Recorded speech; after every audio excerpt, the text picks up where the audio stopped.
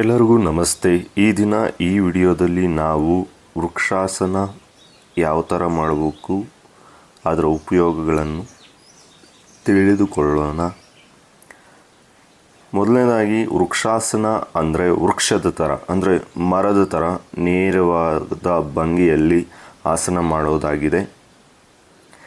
So ವೃಕ್ಷಾಸನವನ್ನು ನಾವು ಮಾಡೋದರಿಂದ ಏನೇನು ಉಪಯೋಗಗಳು ಅಂದರೆ, ನಮ್ಮ ಮನಸ್ಸು ಮತ್ತು ದೇಹ ಸಮತೋಲನದಿಂದ ಕೂಡಿರುತ್ತದೆ. ತೊಡೆ, ಸ್ನಾಯುಗಳು, ಪಾದಗಳು ಶಕ್ತಿಯುತಗೊಳ್ಳುತ್ತವೆ, ಬಲಾಢ್ಯಗೊಳ್ಳುತ್ತವೆ. ನಮ್ಮ ಸ್ಟ್ಯಾಮಿನಾ ಮತ್ತು ಇಮ್ಯುನಿಟಿಯನ್ನು ಹೆಚ್ಚು ಮಾಡುತ್ತದೆ. ಪೀಸ್ ಆಫ್ ಮೈಂಡನ್ನು ಹೆಚ್ಚು ಮಾಡುತ್ತದೆ. ಸೊ ಇದನ್ನು ತಪ್ಪದೆ ಎಲ್ಲರೂ ಪ್ರತಿದಿನ ಬೆಳಗ್ಗೆ ಮಾಡೋದರಿಂದ ಮಾನಸಿಕವಾಗಿ, ದೈಹಿಕವಾಗಿ ಸದೃಢಗೊಳ್ಳುತ್ತಾರೆ. So thank you.